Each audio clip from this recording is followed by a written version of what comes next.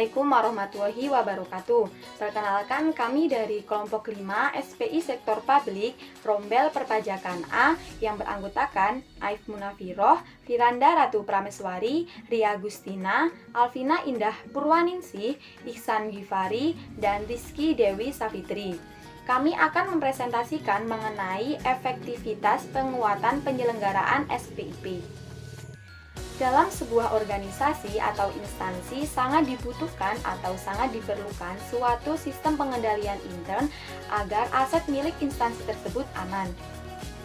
Selain itu, untuk memeriksa ketelitian dan kebenaran data akuntansi, serta membantu mendorong dipatuhinya kebijakan manajemen yang telah ditetapkan.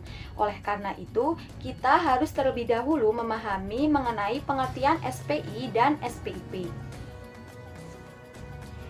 Jadi, SPI atau Sistem Pengendalian Intern merupakan suatu proses yang integral pada tindakan dan kegiatan yang dilakukan secara terus-menerus oleh pimpinan dan juga seluruh pegawai untuk memberikan keyakinan yang memadai atas tercapainya tujuan organisasi tersebut, yaitu melalui kegiatan yang efektif dan efisien, keandalan pelaporan keuangan, pengamanan aset negara, dan ketaatan terhadap peraturan perundang-undangan. Selanjutnya mengenai pengertian SPIP. SPIP atau Sistem Pengendalian Intern Pemerintah merupakan sistem pengendalian intern yang diselenggarakan secara menyeluruh di lingkungan pemerintah pusat dan juga pemerintah daerah.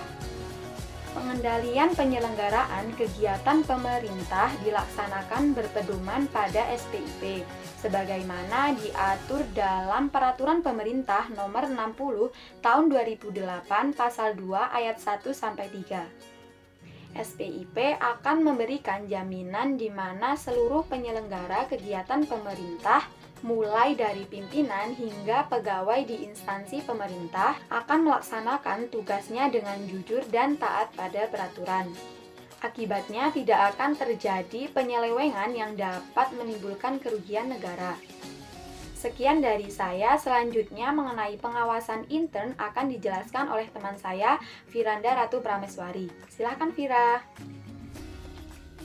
Saya, Firanda Ratu Prameswari, NIM 008, akan melanjutkan materi yang telah dipaparkan sebelumnya oleh teman saya, Aif Munafiroh. Pengawasan intern. Pengawasan intern adalah seluruh proses kegiatan audit, review, evaluasi, pemantauan, dan kegiatan pengawasan lain terhadap penyelenggaraan tugas dan fungsi organisasi dalam rangka memberikan keyakinan yang memadai bahwa kegiatan telah dilaksanakan sesuai dengan tolak ukur yang telah ditetapkan secara efektif dan efisien untuk kepentingan pimpinan dalam mewujudkan tata kepemerintahan yang baik. Tujuan SPIP, pengendalian atas penyelenggaraan kegiatan pemerintah, dilaksanakan dengan berpedoman pada SPIP sebagaimana diatur dalam PP Nomor 60 Tahun 2008 Pasal 2 Ayat 1-3. SPIP bertujuan untuk memberikan keyakinan yang memadai bagi tercapainya efektivitas dan efisiensi pencapaian tujuan penyelenggaraan pemerintah negara, keandalan pelaporan keuangan, pengamanan aset negara, dan ketaatan terhadap peraturan perundang-undangan. Penguatan efektivitas penyelenggaraan SPIP.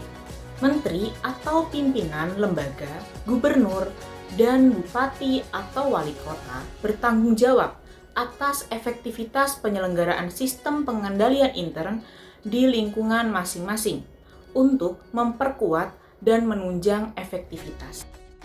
Sistem pengendalian intern dilakukan yang pertama, pengawasan intern atas penyelenggaraan tugas dan fungsi instansi pemerintah termasuk akuntabilitas keuangan negara. Yang selanjutnya saya akan menjelaskan mengenai aparat pengawasan intern pemerintah melakukan pengawasan intern melalui yang pertama audit atau kinerja dan tujuan tertentu, yang kedua review, yang Yang ketiga, evaluasi. Yang keempat, pemantauan. Dan yang kelima, kegiatan pengawasan lain. Baik, yang selanjutnya ada aparat pengawasan pemerintah. Aparat pengawasan pemerintah ini terdiri dari 4. Yang pertama, BPKP. Yang kedua, Inspektorat Jenderal. Yang ketiga, Inspektorat Provinsi. Yang keempat, Inspektorat Kabupaten atau Kota. Badan Pengawasan Keuangan dan Pembangunan atau BPKP. Badan Pengawasan Keuangan dan Pembangunan BPKP adalah lembaga pemerintah non-kementerian Indonesia yang melaksanakan tugas pemerintahan di bidang pengawasan keuangan dan pembangunan yang berupa audit, konsultasi, asistensi, evaluasi, pemberantasan KKN, serta pendidikan dan pelatihan pengawasan sesuai dengan peraturan yang berlaku. Yang selanjutnya ada tugas dan fungsi serta kegiatan yang dilakukan oleh BPKP. Tugas dan fungsi serta kegiatan yang dilakukan BPKP ini dibagi menjadi 5. Yang pertama, pengkajian dan penyusunan kebijakan nasional di bidang pengawasan keuangan dan pembangunan. Yang kedua, perumusan dan pelaksanaan kebijakan di bidang pengawasan keuangan dan pembangunan. Yang ketiga, koordinasi kegiatan fungsional dalam pelaksanaan tugas BPKP. Yang keempat, pemantauan, pemberian bimbingan, dan pembinaan terhadap kegiatan pengawasan keuangan dan pembangunan.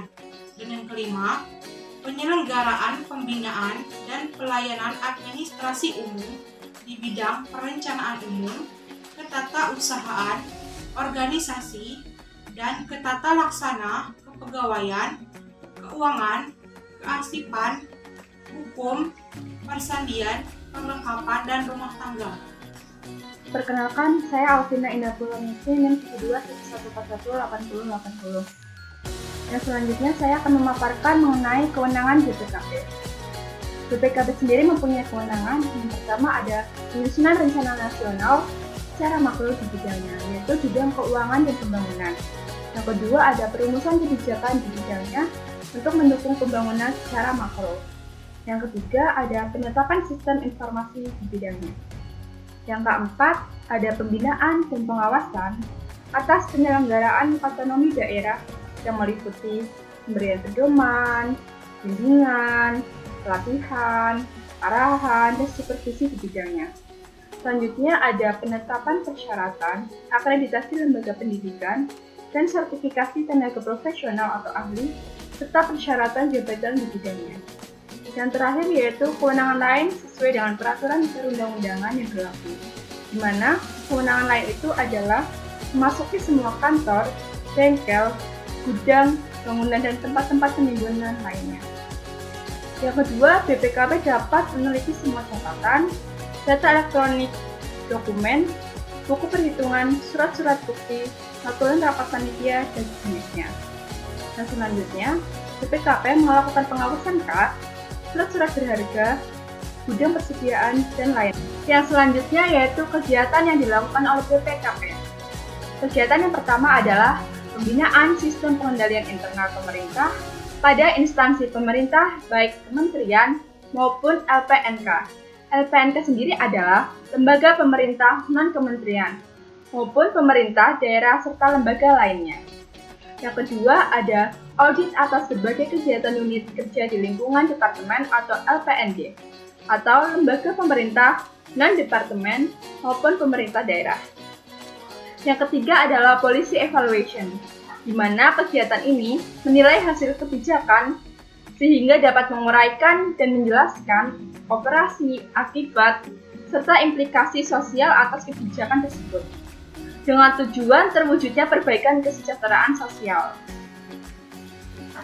Yang selanjutnya yang keempat adalah Fraud Control Plan, di mana Fraud Control Plan sendiri adalah merupakan suatu program yang dirancang untuk melindungi organisasi dari kemungkinan kejadian fraud atau seperti korupsi. Suatu pengembangan pengendalian yang dirancang secara spesifik untuk mencegah, deteksi, dan merespon kejadian berindikasi fraud, di mana BPKP sedang dan terus mengembangkan pengendalian yang dirancang secara spesifik untuk mencegah, menangkal, dan memudahkan pengungkapan kejadian yang berindikasi korupsi. Yang kelima adalah optimalisasi penerimaan negara, di mana terdapat tim khusus untuk menjalankan optimalisasi penerimaan negara atau OPN, di mana tim ini lebih menitik beratkan pada kegiatan pemeriksaan dengan arah peningkatan porsi kegiatan non-pemeriksaan seperti kajian, evaluasi, potensi penerimaan negara yang pada gilirannya yang mengerucut pada suatu simpulan besar terhadap pengelolaan penerimaan negara yang efisien dan efektif dengan cara melakukan identifikasi dan inventarisasi potensi penerimaan negara yang belum terkendali. Yang kedua, dengan melakukan evaluasi dan penyempurnaan sistem dan prosedur serta peraturan-peraturan di bidang penerimaan negara dalam rangka optimalisasi penerimaan negara. Yang ketiga, dengan cara melakukan koordinasi dengan instansi-instansi terkait terhadap kelancaran tugas BPKP dalam rangka optimalisasi penerimaan negara dan penyelamatan kekayaan negara. Yang terakhir ada melakukan tugas terkait yang diberikan oleh Menteri Koordinator Bidang Perekonomian. Untuk kegiatan BPKP yang selanjutnya adalah asistensi penerapan sistem akuntansi pemerintah pusat dan daerah. Yang ketujuh ada asistensi akuntabilitas kinerja instansi pemerintah. Yang kedelapan ada asistensi penerapan good corporate governance, di mana asistensi ini merumuskan prinsip-prinsip pedoman evaluasi, implementasi, dan sosialisasi penerapan good governance, serta memberikan masukan kepada pemerintah dalam mengembangkan sistem laporan kinerja dalam penerapan good governance. Yang selanjutnya adalah risk management based audit, di mana RMBI ini mempunyai manfaat selain untuk BPKP, dia juga mempunyai manfaat untuk pemerintah dan auditi. Manfaat yang dapat diperoleh oleh BPKP sendiri adalah yang pertama, mendukung upaya BPKP untuk menjadi penyedia jasa profesional yang handal dalam bidang good public atau corporate governance dan manajemen risiko. Yang kedua, mendukung proses audit yang lebih efisien dan efektif karena risk management based audit dapat menurunkan risiko audit BPKP dengan cara membantu auditi mengelola risikonya. Yang ketiga, membuka kesempatan mengembangkan potensi jasa profesional BPKP dan yang lain. Selanjutnya adalah manfaat yang dapat dipetik oleh pemerintah. Yang pertama yaitu menunjang upaya peningkatan kinerja dan akuntabilitas sektor publik dan BUMN. Yang kedua ada memberi pemerintah ini sebagai pengguna laporan keuangan ya, tingkat keyakinan yang lebih tinggi bahwa laporan keuangan dari instansi pemerintah atau BUMN dihasilkan melalui proses yang dirancang secara efektif. Selanjutnya, manfaat yang dapat dirasakan oleh auditi. Yang pertama adalah membantu auditi mengidentifikasi kelemahan manajemen risikonya. Yang kedua, memberikan rekomendasi bagi auditi untuk memperbaiki proses manajemen risiko dan pengendalian risiko guna mencapai penyelenggaraan operasi yang lebih baik. Yang selanjutnya adalah Inspektorat Jenderal. Inspektorat Jenderal atau disingkat IJEN adalah unsur pengawas pada kementerian yang mempunyai tugas melaksanakan pengawasan terhadap pelaksanaan tugas di lingkungan kementeriannya, di mana Inspektorat Jenderal sendiri dipimpin oleh Inspektur Jenderal. Tugas dan fungsi IJEN sendiri bervariasi antar kementerian. Namun, pada umumnya, Inspektorat Jenderal ini menyelenggarakan fungsi pengawasan dan pemeriksaan atas pelaksanaan kegiatan administrasi umum, keuangan, dan kinerja. Selanjutnya, pelaporan hasil pengawasan dan pemeriksaan, serta pemberian usulan tindak lanjut temuan pengawasan dan pemeriksaan. Lalu, Inspektorat Jenderal ini memantau dan mengevaluasi atas tindak lanjut yang ditemui oleh pengawasan dan pemeriksaan. Sekian dari saya, terima kasih. Oke, selanjutnya saya Iksan Gifari, NIM 72114180090. Di sini saya akan membahas berkaitan dengan tugas dan fungsi dari Inspektorat Jenderal maupun Inspektorat Provinsi. Selanjutnya kita masuk ke dalam tugas dan fungsi dari Inspektorat Jenderal. Untuk tugas dari Inspektorat Jenderal sendiri di sini yaitu untuk melakukan pengawasan di lingkungan departemen terhadap pelaksanaan tugas semua unsur departemen agar berjalan sesuai dengan rencana dan peraturan yang berlaku, baik tugas yang bersifat rutin maupun tugas pembangunan. Kemudian untuk fungsinya sendiri, fungsi dari Inspektorat Jenderal sebagaimana yang dimaksud dalam pasal 460 di sini yaitu untuk menyelenggarakan fungsi yang pertama, fungsi penyiapan perumusan kebijakan pengawasan.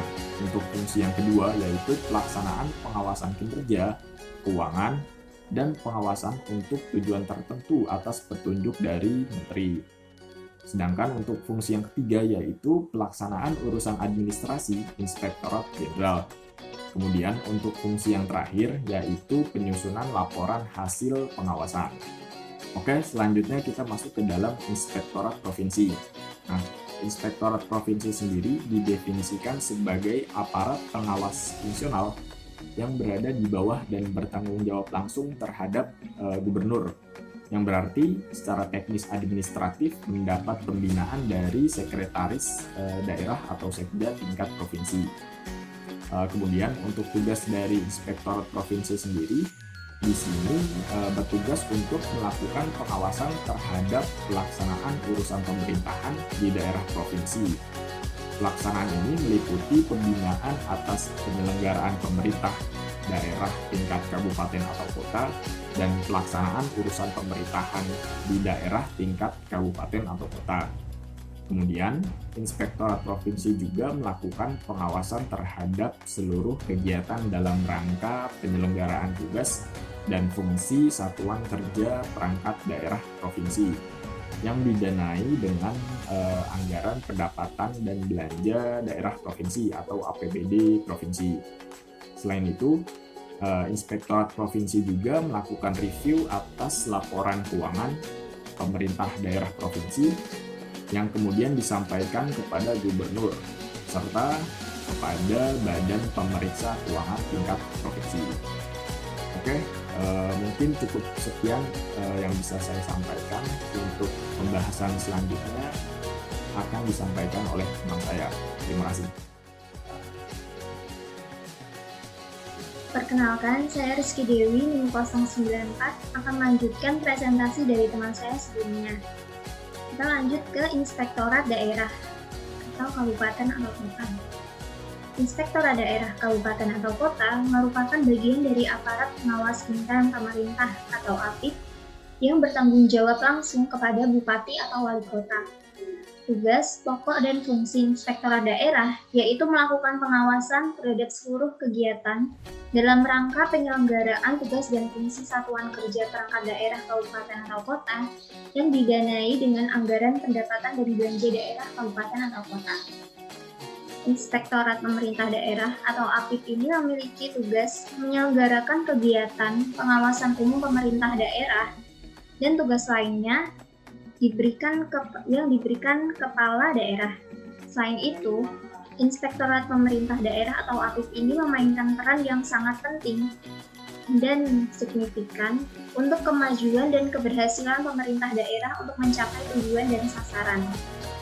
Pengawasan dan pembinaan yang dilakukan oleh Inspektorat Daerah merupakan salah satu bagian dari kegiatan pengendalian intern yang berfungsi melakukan penilaian independen atas pelaksanaan tugas dan fungsi instansi pemerintah daerah. Pengendalian intern merupakan sistem pengendalian intern yang diselenggarakan secara menyeluruh di lingkungan pemerintahan pusat dan pemerintahan daerah atas penyelenggaraan kegiatan pemerintahan yang dilaksanakan dengan berpedoman pada Peraturan Pemerintah atau PP Nomor 60 Tahun 2008 tentang Sistem Pengendalian Intern Pemerintah. Pengawasan yang dilakukan oleh Inspektorat Daerah termasuk vital. Dengan adanya pengawasan yang dilakukan oleh inspektorat ini diharapkan dapat meningkatkan pencapaian hasil sehingga dapat diketahui seberapa jauh tugas yang telah diemban melalui tugas dan wewenang tersebut apakah dilaksanakan secara nyata dan maksimal.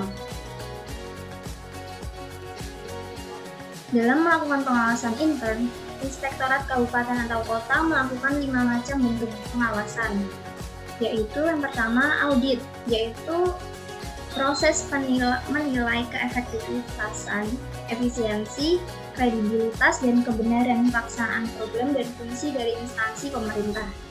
Yang kedua, review, yaitu penelaahan ulang bukti suatu kegiatan untuk memastikan bahwa kegiatan tersebut telah dilaksanakan sesuai ketentuan, standar, dan rencana yang telah ditetapkan.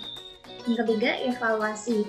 Evaluasi merupakan rangkaian kegiatan membandingkan hasil suatu kegiatan dengan standar, rencana, atau norma yang telah ditetapkan. Yang keempat, pemantauan. Pemantauan merupakan proses penilaian kemajuan suatu kegiatan atau program dalam mencapai tujuan yang telah ditetapkan. Yang kelima, pengawasan lainnya berupa sosialisasi mengenai pengawasan, pendidikan dan pelatihan pengawasan, pembimbingan dan konsultasi, pengelolaan hasil pengawasan, dan pemaparan hasil pengawasan. Nah, peran dan fungsi Inspektorat Daerah Kabupaten atau Kota secara umum diatur dalam Pasal 4 Peraturan Menteri Dalam Negeri Nomor 64 Tahun 2007. Dalam pasal tersebut, pelaksanaan tugas pengawasan urusan pemerintahan Inspektorat Kabupaten atau Kota mempunyai fungsi sebagai berikut. Yang pertama, perencanaan program pengawasan. Yang kedua, perumusan kebijakan dan fasilitasi pengawasan. Yang ketiga atau yang terakhir, pemeriksaan, pengusutan, pengujian, dan penilaian tugas pengawasan. Nah, selanjutnya pembinaan penyelenggaraan SPIP. Nah, sebelumnya di slide agak pertama terdapat sistem pengendalian intern dilakukan. Nah, yang pertama itu kan pengawasan intern atas penyelenggaraan tugas dan fungsi instansi pemerintah, termasuk akuntabilitas keuangan negara. Nah, ini adalah cara atau sistem pengendalian intern. Yang kedua yaitu ada pembinaan penyelenggaraan SPIP yang diselenggarakan oleh BPKP dan meliputi yang pertama penyusunan pedoman teknis penyelenggaraan SPIP, sosialisasi SPIP, pendidikan dan pelatihan SPIP, pembimbingan dan konsultasi SPIP, dan yang terakhir peningkatan kompetensi auditor aparat pengawasan intern pemerintah. Sekian presentasi dari kelompok 5 mengenai efektivitas penguatan penyelenggaraan SPIP. Semoga bermanfaat dan kami mohon maaf apabila ada kesalahan. Terima kasih. Wassalamualaikum warahmatullahi wabarakatuh.